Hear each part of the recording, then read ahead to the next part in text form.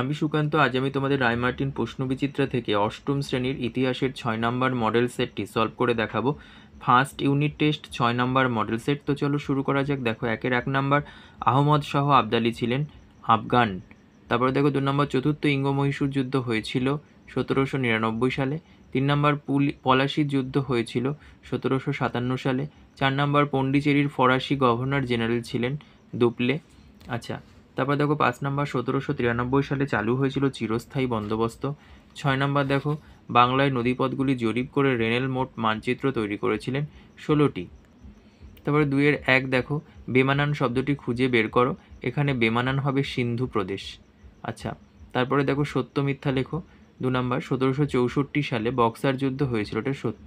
3 নম্বর শূন্যস্থান পূরণ করো। মুর্শিদাবাদের রাজনীতি ও অর্থনীতিতে বণিকদের বেশ প্রভাব ছিল, এদের বণিক রাজা বলা হতো। আচ্ছা, তারপরে দেখো শূন্যস্থান পূরণ।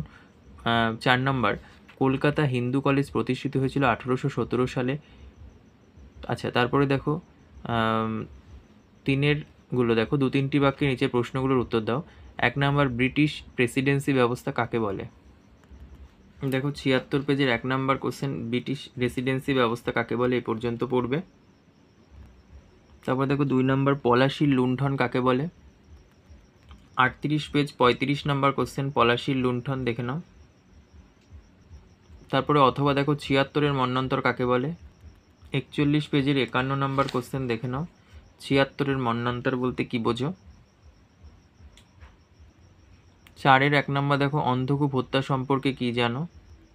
38 পেজের 34 নম্বর কোশ্চেন দেখো, অন্ধকূপ হত্যা বলতে কি বোঝো? 2 নম্বর দেখো, কোম্পানির সেনাবাহিনী বলতে কি বোঝো? 81 পেজের 31 নম্বর কোশ্চেন দেখো, কোম্পানির সেনাবাহিনী বলতে কি বোঝো? তারপর দেখো টিকা লেখো মেকলের প্রতিবেদন। 86 পেজের 59 নম্বর কোশ্চেন দেখো, মেকলের প্রতিবেদন, এই পর্যন্ত।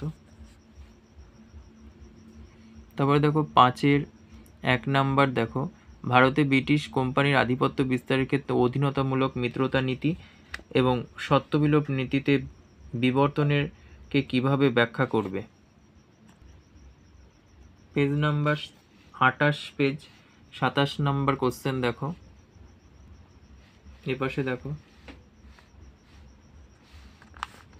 মূল্যায়ন, এই পর্যন্ত। তারপরে দেখো অথবা দ্বৈত শাসন ব্যবস্থার সম্বন্ধে লেখো।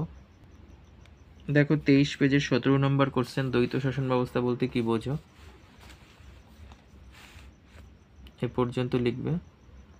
তারপরে দেখো 2 নম্বর, কোম্পানি শাসনের সঙ্গে জমি জরিপের সম্পর্ক কি ছিল? দেখো এই কোশ্চেনটা 75 পেজে 37 নম্বর কোশ্চেন।